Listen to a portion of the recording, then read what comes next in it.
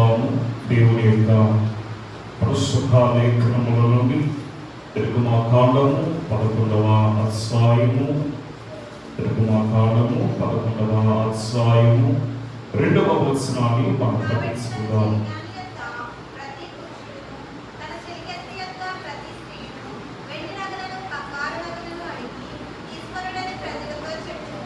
ప్రార్థన చేసుకుందాం. కృపానిధివైన మా తండ్రి, నీకు అనేక వందనములు. గడిచిన 10 దినాలు నీ కృపలో మమ్మల్ని కాసి కాపాడి ఈ 11వ దినాన ఈ విధముగా మమ్మల్ని ప్రవేశపెట్టి మమ్మల్ని నిలబెట్టినందుకు అనేక వందనములు. చదవబడిన వాక్యములు మేము వివరించి ఉండగా వాక్య గ్రంథంలో మీరుండి మాతో మాట్లాడమని మా మంచి బోధకుడమైన క్రీస్తు ప్రభువును బట్టి బ్రతిమలాడవచ్చు నా తండ్రి. ఆమేన్.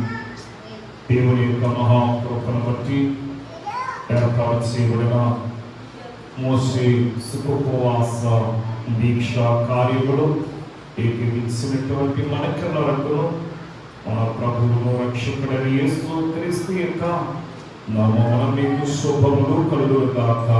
ఆమేన్. చదవబడిన వాక్య గ్రంథములో ఈ కార్యక్రమము 11వ అధ్యాయము 10 వచనాలతో కూడినటువంటి అధ్యాయముగా మనం చూస్తున్నాం.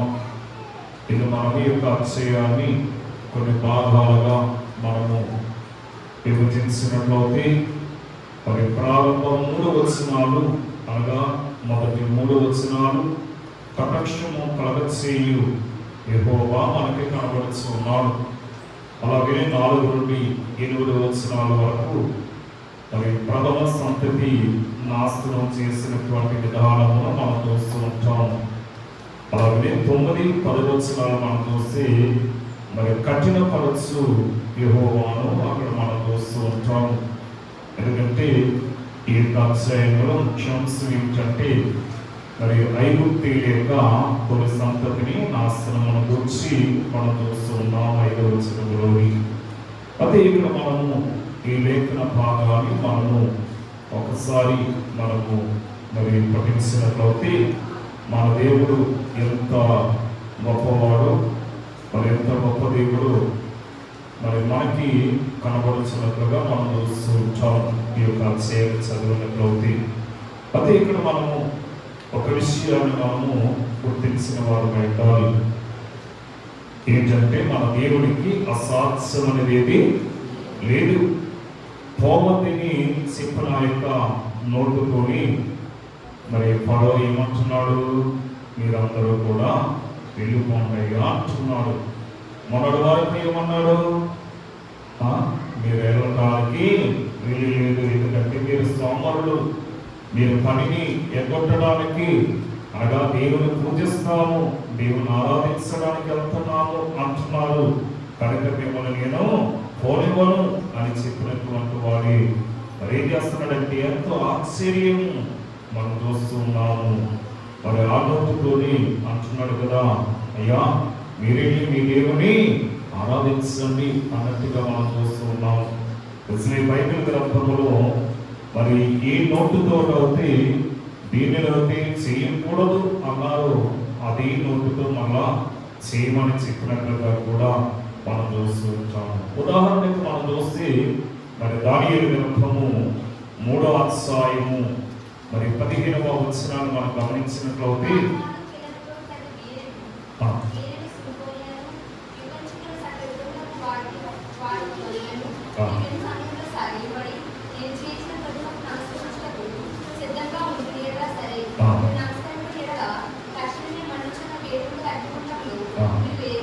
కనుక ఈ యొక్క ఒకేనొక సందర్భంలో రాజుకు నెబుకద్నెజరు ఏం చేశాడంటే ఒక ఆజ్ఞను జారీ చేశాడు. ఏదో మరి ఎవరైతే మరి నేను నిలబెట్టినటువంటి ఈ ప్రతిమలకు నమస్కారం చేయరో వారిని మండుచున్న అగ్నిగుండముల వారిని పడవేస్తాను అన్నాడు. తర్వాత చెప్పిన తర్వాత మనందరూ భయపడిపోయి ఏం చేశారంటే మరి రాజు గారు నిలబెట్టించినటువంటి ఆ యొక్క ప్రతిమలకు వారు నమస్కారం చేయడం ప్రారంభిస్తే మరి అక్కడ ఉన్నటువంటి మరి ముగ్గురు యవనస్తులైనటువంటి వారు, ముగ్గురు యవన బిడ్డలు ఏం చేశారంటే వారు, అయ్యా రాజా, నీవు నిలబెట్టినటువంటి ప్రతిమలకు మేము నమస్కారము చేయం. ఇదిగో మా దేవుడు శక్తివంతుడు, ఒకవేళ మా దేవుడు మమ్మల్ని రక్షించకపోయినా పర్వాలేదు, కానీ నీవు నిలబెట్టించినటువంటి ప్రతిమలకు మేము నమస్కారము చేయమన్నాక ఆ రాజుకి కోపం చేస్తుంది. మరి కోపం రాగానే ఆ రాజు ఏం చేస్తాడంటే ఆ యొక్క ఉన్న అగ్నిగుండాన్ని 7 అంతలు ఎక్కువ చేయమన్నాడట. వెంటనే వారు రాజుగారు మాట ఇవ్వటము ఆ చలనవింది వెంటనే 7 అంతలు ఆ యొక్క అగ్నిగుండాన్ని పెద్దలు చేశారట. తదుపరి 29వ వచనానికి వస్తే ఇప్పుడు అనగా ముందు ఒక శాస్త్రాన్ని అమలు చేశాడు, తర్వాత ఈ యొక్క రాజుగారు 2వ శాస్త్రాన్ని అమలు చేస్తున్నాడు. ఏమిటంటే ఈ విధముగా రక్షించడము ఆ సామర్థ్యులకు దేవుడు ఈయనపైకి ఎవ్వరు కూడా లేరు అంటున్నాడు. ఏం జరిగింది అక్కడ అంటే ఈ షడ్రకు మేషకు అబద్ధులైన వారిని అనగా తీసుకెళ్లి అగ్నిగుండంలో పడేస్తే వారి యొక్క వస్త్రాలు కాలలేదు, వారి యొక్క తల వెంట్రుకలు కాలలేదు, అనగా వారి శరీరము కాలిపోలేదు. రాజుగారికి అనగా ఏం చేయాలో అర్థం కాలేదు. వెంటనే రాజు తక్షణమే తన యొక్క మరి ఆజ్ఞను రద్దు చేసుకుని మరి యొక్క కొత్త జీవులు పాస్ చేస్తాడనమాట. అనగా ఇక్కడ మనం చూస్తున్నాం, మరి ఫరో రాజు కూడా మీరు వెళ్ళటానికి వీలు లేదు, అనగా మిమ్మల్ని నేను పంపించను, మీరు పనికి దొంగలై ఉన్నారన్న వాడి ఇప్పుడు ఏమంటున్నాడు, నేను ఎదుగో మిమ్మల్ని ఆపు చేయను, మీరే వెళ్ళిపోండి అయ్యా అంటున్నాడు. అంటున్నాడా లేదా? అన్నాడు. ఏమ్మా, ఎందుకంటే మనం చూస్తున్నాం 8వ వచనంలో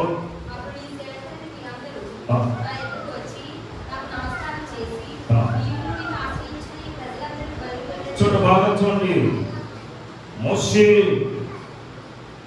అమ్మా ఈ యొక్క ఫరోతో చెప్పినప్పుడు అక్కడ అంటున్నాడు, మీ సేవకులైన మీరందరూ నా యొద్దకు వచ్చి నాకు నమస్కారం చేసి నీవును నిన్ను ఆశ్రయించిన ఈ ప్రజలందరూ బయలువెళ్ళండి అని చెప్పుదురు.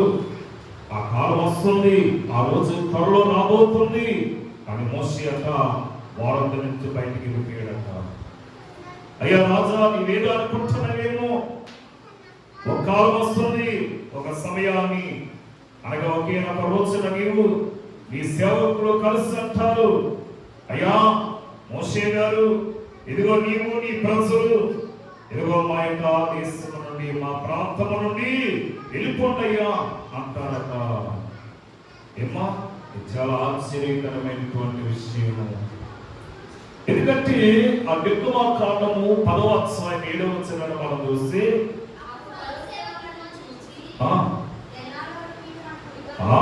ఎన్నాళ్ళ వరకు మాకు గురిగా ఉండును, ఈ మనుషులను కొనిము. ఐగుప్తు దేశం ఇప్పటికే సర్వనాశనమైపోయింది. ఎన్ని తెగులు వచ్చాయి ఏమ్మా? 9 తెగులు వచ్చేసాయి. అప్పటికి వచ్చే రాలేదా? 9 తెగులు వచ్చాయి. ఈ తెగులను మనం సింపుల్ గా చెప్పుకోవాలంటే ఏమనాలి ఏమ్మా? రాకాపే, ఈతేదా, ఇంకా వామిన్సి తో, అంతే కదా? 10 అంటే రానగా రక్తము, కానగా కప్పలు, పేరగా పేర్లు, ఈయనగా ఈగలు, పేరగా తెగుళ్ళు, బాధకరమైనటువంటి తెగుళ్ళు ఈ పశువుల మీద వస్తే అవన్నీ చచ్చిపోయేట. దానగా దద్దులు అంటే పొక్కులు దొద్దులు, వానగా వడగళ్ళు, మీ అనగా మిడతలు, చీ అనగా చీకటి, తో అనగా తొలి పిల్లలందరూ కూడా చనిపోవటం మనం చూస్తున్నాము. కనుక ఇక్కడ మనం గమనించినట్లయితే మరి యొక్క మన దేవుడు గొప్ప మార్పు చేయగలవాడు. గొప్ప మార్పును ఫరోలో కలుగజేశాడు మన దేవుడు. అలాగే రాజులు నెబుకద్నెజరులో కలుగజేశాడు మన దేవుడు. ఎంతని వారు మార్పు చెంది ఏం చేశారట? వారి వారి యొక్క నిర్ణయములను ఎంతని తారుమారు చేసుకున్నారట. ఏమ్మా, ఇంత గొప్ప దేవుడు ఉండగా ఈ విషయంలో మనము కృంగనవసరం లేదు. ఏమ్మా, ఇశ్రాయేలీయులు ఇలాగూ తలంచవచ్చు, ఏమనంటే ఫరో మనల్ని పోనేవాడు, పోనిస్తాడా? ఇన్ని శ్రమలు వచ్చినా సరే కొంగనటువంటి వాడు, వంగనటువంటి వాడు. ఏమ్మా, మనల్ని పోనిస్తాడా? పోనివ్వడిక. ఐగుప్తి బానిసలము, ఇక మనకు తప్పదు. ఐగుప్తు దేశంలోని మన బ్రతికినంత కాలము కూడా మన పిల్లలు కూడా ఐగుప్తు దేశానికి బానిసలనే అనుకున్నారట. ఎప్పుడేక ఈ జగట్ట మట్టి పనులని మనం ఉంటామని ఆలోచించారట. కానీ దేవుడు ఏం చేశాడు? రాజుగారిలో మార్పు కలగజేశాడు. కీర్తన గ్రంథంలో ఒక మాట ఉంటుంది. కీర్తన గ్రంథము 36 అధ్యాయము 12వ వచనాన్ని మనం చూసి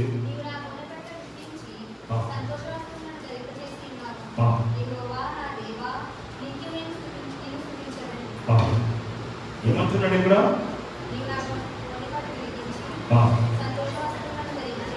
ఆ సంతోష వస్త్రములను ధరింపజేసి ఏం చేస్తాడట? సంతోషం ఎప్పుడు వస్తుంది? బానిసకి ఎప్పుడు సంతోషం? విడుదల పొందేటప్పుడు, వాడికి విముక్తి వచ్చేటప్పుడు సంతోషం, వాడు బయటికి గడలు వచ్చేటప్పుడు సంతోషం. అందుకనే దేవుడట అంగలార్పును నాట్యముగా మార్చే దేవుడై ఉన్నాడట. మరి ఇక్కడ మనం గమనించినట్లయితే మరి ఎన్నో శ్రమలు, ఎన్నో వ్యాధులను అనుభవించారు. వారు పడినటువంటి శ్రమకి దేవుడు అనగా ఇశ్రాయేలీయులు ఐగుప్తు దేశంలో ప్రవేశించక ముందే 400 ఏళ్లకు ముందు కానీ తన యొక్క స్నేహితుడైనటువంటి అబ్రహాముతో దేవుడు మాట్లాడుతూ ఒక మాట అంటున్నాడు.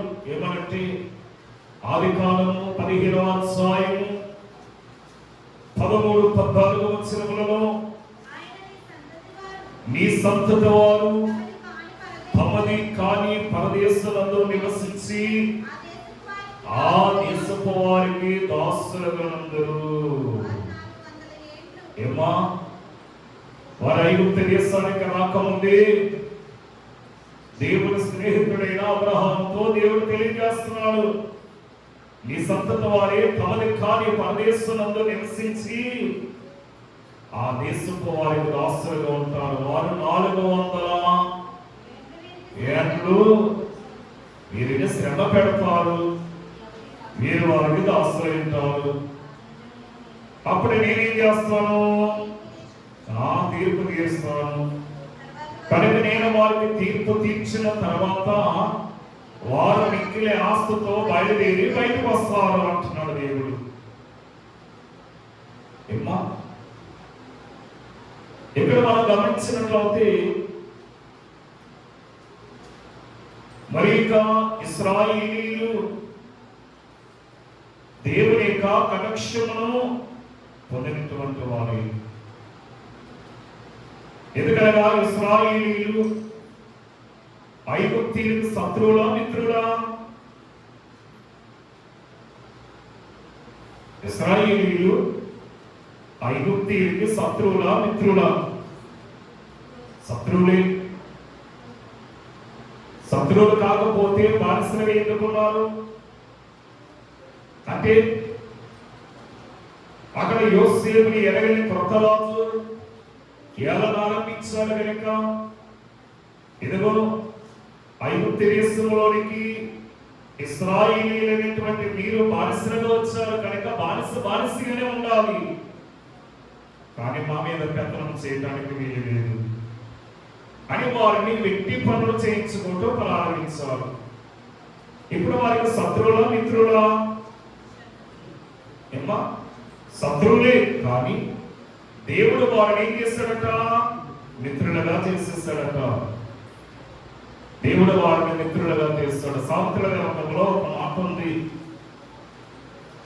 సామెతల గ్రంథము 16వ అధ్యాయము 7వ వచనములో, ఒకని ప్రవర్తన యెహోవాకు ప్రీతికరమగునప్పుడు వారి శత్రువులను సహితము మిత్రులుగా చేస్తాడట.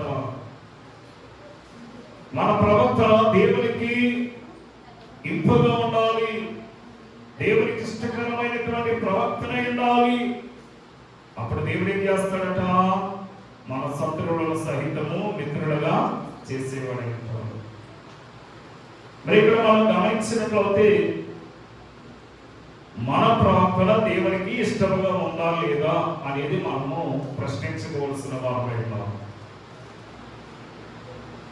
ఏమో వాక్య లేఖనంలో ఒక మాట ఉంది, యవనులు దేని చేత తమ నడకను శుద్ధిపరచుకుందరు నీ వాక్యమును బట్టి కదా.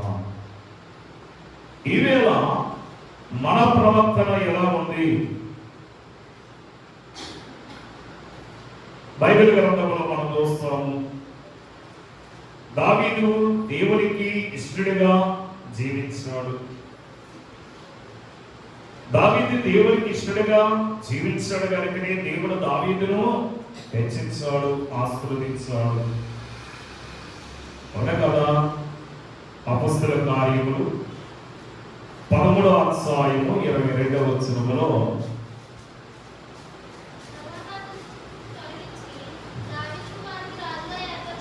ఆ తర్వాత అతనిని తొలగించి దావీదును అతనికి రాజుగా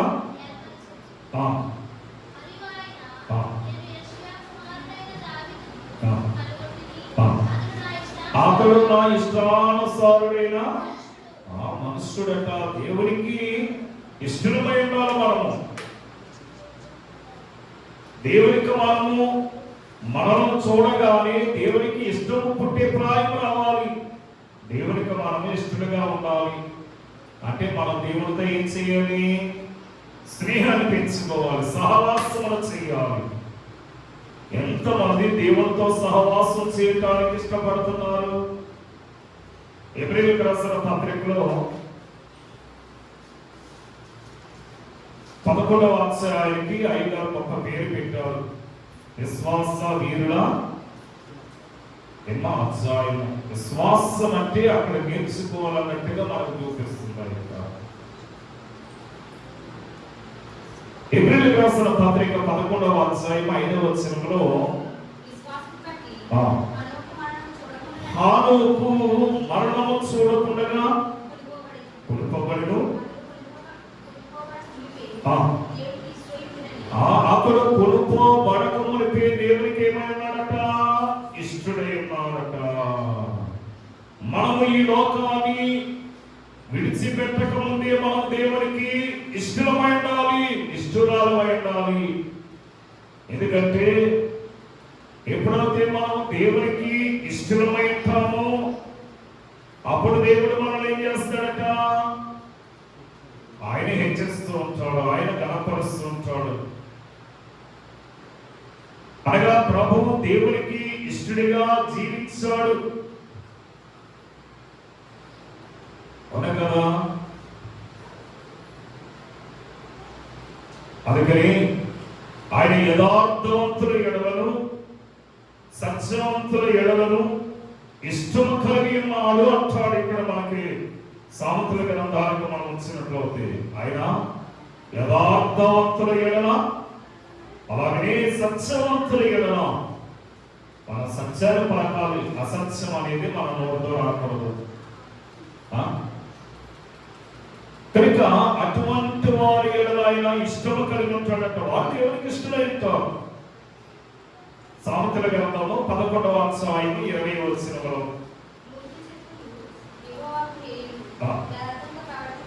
యథార్థముగా ప్రవర్తించేవాడు ఆయనకి ఇష్టమై ఉంటారు. 12వ అధ్యాయం 22వ వచనం అబద్ధములాడు పెదవులు యెహోవాకు హేయములు, సత్యవంతులు ఆయనకి ఇష్టలట. ఇప్పుడు మనం అబద్ధం ఆడుదామా, సత్యాన్ని కలుగుతామా? ఏం చేద్దాము? మనం దేవుని యొక్క నిత్య రాజ్యంలోనికి మనం ప్రవేశించాలనుకుంటే మనము సత్యమనే పలకాలి, యథార్థముగా మనము జీవించాలి. అందుకనే వాక్యములు అంటాడు, విశ్వాసము లేకుండా దేవునికి ఇష్టడైనట అసాధ్యం అనే మాటను మనము ఏప్రిల్ రాసిన పత్రిక 11వ అధ్యాయం 6వ వచనంలో మనం చూస్తాం. అందుకని మనము దేవునికి అనగా దేవుని యొక్క సంఘానికి మనము యథార్థవంతులుగా కనపడాలి. సంఘములు సమాజంలో యథార్థవంతులమై ఉండాలి. అందుకని ఇక్కడ మనం గమనించినట్లయితే యోహాను సువార్త 15వ అధ్యాయంలో ప్రభువైన యేసుక్రీస్తు ఏమని చెప్తున్నారు అంటే, ఇదిగో నేను మిమ్మల్ని ప్రేమించిన ప్రకారము ఏమ్మా మీరు కూడా ఒకరినొకడు ప్రేమించవాలంటే ఆజ్ఞ ఏందట. యోహాను సువార్త 15:12 వచనము. కనుక 14వ వచనంలో అంటాడు, నేను మీకు ఆజ్ఞాపించిన వాటిని చేసిన యెడల మీరు నాకు స్నేహితులై ఉంటారు. దేవుడు మనకి ఏది చెప్తే అది మనం చేస్తే దేవునికి మనము స్నేహితులమై ఉంటాము. దేవునికి స్నేహితులమై ఉండటం మంచిదా, దాసులమై ఉండటం మంచిదా? ఐగుప్తు దేశంలో బానిసలుగా ఉండటం మంచిదా, విడుదల పొంది కానాను దేశానికి వెళ్ళటం మంచిదా? మనకు మనమే ఆలోచించాలి. ఎందుకంటే దాసుడు తన యజమానుడు చేయదానిని ఎరగడు గనుక ఇక మీదట మిమ్మల్ని దాసులని పిలవక స్నేహితులని పిలుస్తున్నానంటున్నాడు. ఎందుకనగా నేను నా తండ్రి వల్ల వినిన సంగతులన్నిటిని మీకు తెలియజేస్తానంటున్నాడు. దేవుడు ఏదైతే చెప్పాలనుకున్నాడో వాటిని మనకి ఇక రహస్యముగా ఉంచగా దానిని ఆయన మనకి తెలియజేస్తాడట. కనుక క్రొత్త విషయాలు ఆయన మనకు బయటపరచాలంటే మనం దేవునితో స్నేహాన్ని చేయాలి, దేవునితో సహవాసాన్ని ఏర్పాటు చేసుకోవాలి. అయ్యగారు చక్కని కీర్తన కట్టలేమని, చెయ్యని ప్రభువు సభకు చెయ్యని ప్రభువు సభకు చేపని దేయను చున్నది ఆయుధము నాటికి తేది ఆయుధము నాటికి తేది అందునను చూనున్నది మాయమేదను చున్నది హాయి హాయను చున్నది వధువు సంఘము వరుని కొరకు ఎదురు చూచుచున్నది. కనుక ఇన్ని దినాలు జిగటమట్టి పనిలో అతి విస్తారమైనటువంటి పని చేయించుకుని పనికి సరిపోయినటువంటి జీతాలు ఇవ్వకుండా ఇశ్రాయేలీయుల చేత వ్యక్తి పనివారు చేయించుకున్నారు. మరి ఇప్పుడు ఆ దేశాన్ని విడిచి వారు బయటికి రానయ్యున్నారు. ఏం చేయాలి మరి ఇప్పుడు? ఏమా మరి ఈ లోకంలో మనం చూస్తున్నాము, మంచిగా పనిచేసి వారు అనుకున్న దానికంటే మనము కొంచెం పని ఎక్కువ చేస్తే వారు ఏం చేస్తున్నారు? మనకి ఆ రెట్టింపు కూలి మనకి ఇస్తున్నారు ఈ లోకంలోని. మరి మన యొక్క ప్రాంతాల్లోని మనము వారు అనుకున్న దానికంటే ఎక్కువ చేయటం బట్టి ఆ యొక్క ప్రతిఫలాన్ని సంపాదించుకుంటే 430 సంవత్సరాల బానిసలుగా ఐగుప్తు దేశంలో వారు చేసిన వ్యక్తి పనుల విషయంలో వారికి ఎంత జీతం రావాలి? యాకోబు పత్రికలో ఒక మాట ఉంటుంది. యాకోబు రాసిన పత్రిక 5వ అధ్యాయం 4వ వచనంలో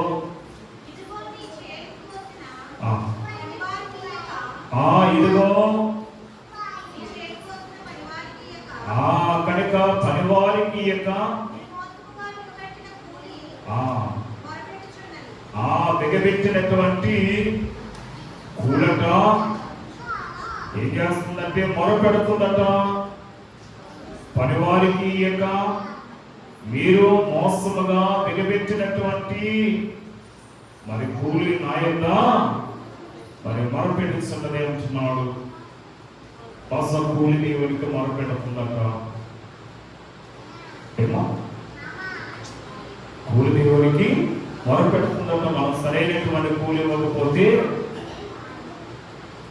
అందుకని ఇశ్రాయేలు శ్రమపడ్డారా లేదా? ఏమ్మా నిర్గమకాండము 3వ అధ్యాయం 21వ వచనంలో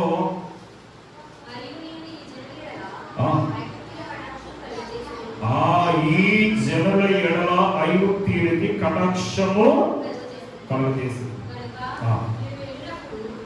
మీరుగా మీరే బయలుదేరి వెళ్ళిపోతారు. చూడండి, మీరు వెళ్ళేటప్పుడు ఒంటి చేతులతో మీరు వెళ్ళమంటున్నాడు ఇక్కడ. మరి మనం ఒంటి చేతులతో వెళ్ళమంటే ఏమిస్తాడు ఆయన? ఏమిస్తాడు? ఏదో ఒక బహుమానం మనకి ఇస్తాడు. అది అబ్రహాంతో అన్నాడు దేవుడు. అబ్రహాం దగ్గర మనం చూస్తాం 15వ అధ్యాయం ఆదికాండము 14వ వచనంలో వారు మిక్కిలి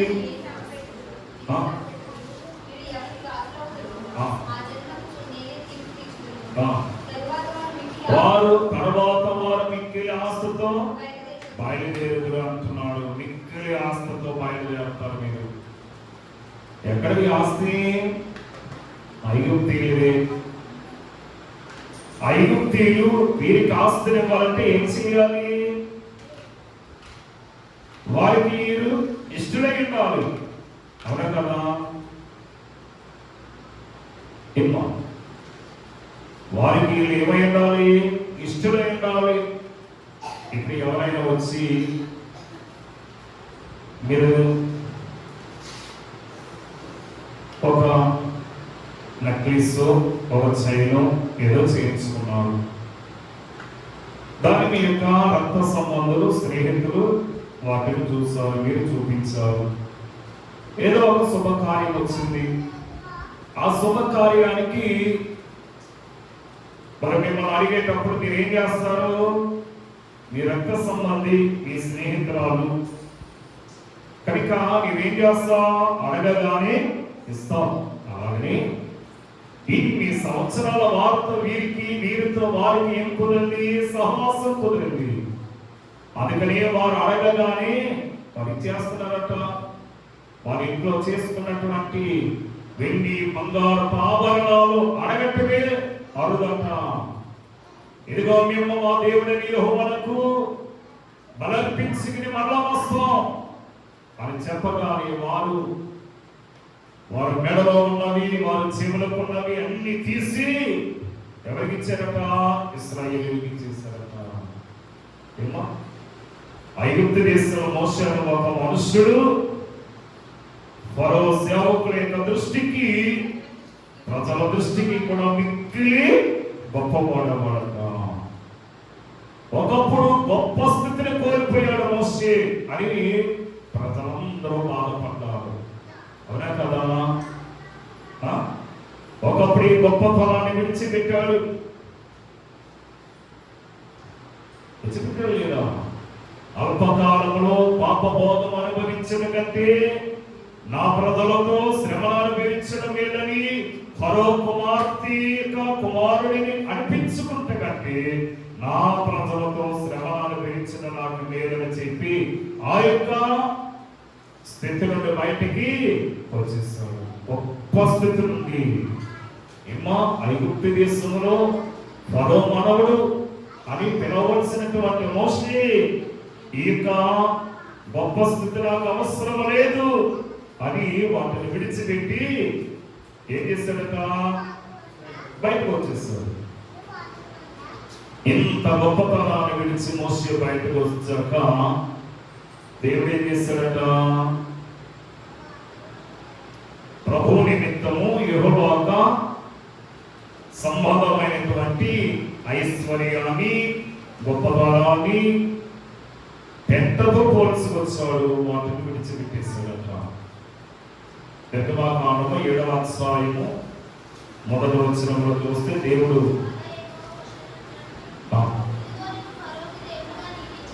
చూడండి, ఇక్కడ అంటున్నాడు, దేవుడు అంటున్నాడు ఫరోకు, మోషే ఇదిగో ఫరోకు నేను దేవుడిగా నియమించింది అంటున్నాడు. ఎంతకంటే గొప్ప ఆధిక్యత, గొప్ప స్థితి, ఏమో గొప్పతనం ఇంకేముంటుంది? ఫరో ఏమో ఐగుప్తు దేశానికి అంతటికి రాజట. ఆ రాజు గారికి మోషే గారు దేవుడు అంట. దేవుడు అంటున్నాడు, మోషే నేను ఫరోకు దేవుడిగా నియమించనున్నాడు. ఇంత గొప్ప ఉన్నతమైనటువంటి ఆ స్థితిని కలిగినటువంటి ఈ యొక్క మోషే మరి దానిని పెంట కుప్పతో చూసుకున్నాడు. అవునా కదా? పెంట కుప్పతో సమానంగా చూసుకున్నాడు కనుకని దేవుని యొక్క నీతిని ఎరిగి ఉన్నాడు కనుకని దేవుని చేతిలో ఒక పాత్రగా వాడబడ్డాడు కనుకని దేవుడు తగిన కాలం వద్ద మోషేని ఏం చేశాడట? హెచ్చించాడట.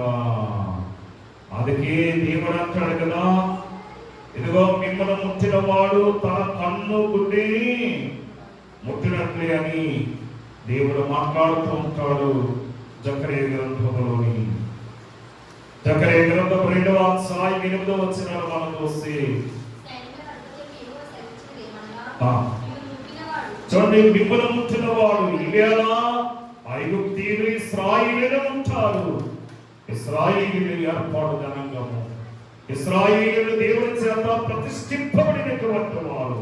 అటువంటి వారిని వారు కొట్టారు, వారికి చిత్రహింసలు చేస్తారు, వారిని శ్రమల పాడు చేస్తారు. ఏమా మరి దేవుడు చూస్తూ ఊరుకున్నాడా? ఊరుకోలేదు. ఏమా ఏమంటున్నాడు? మిమ్మల్ని ముట్టిన వాడు వాడు తన కన్నుగుడ్డుని ముట్టిన వాడిని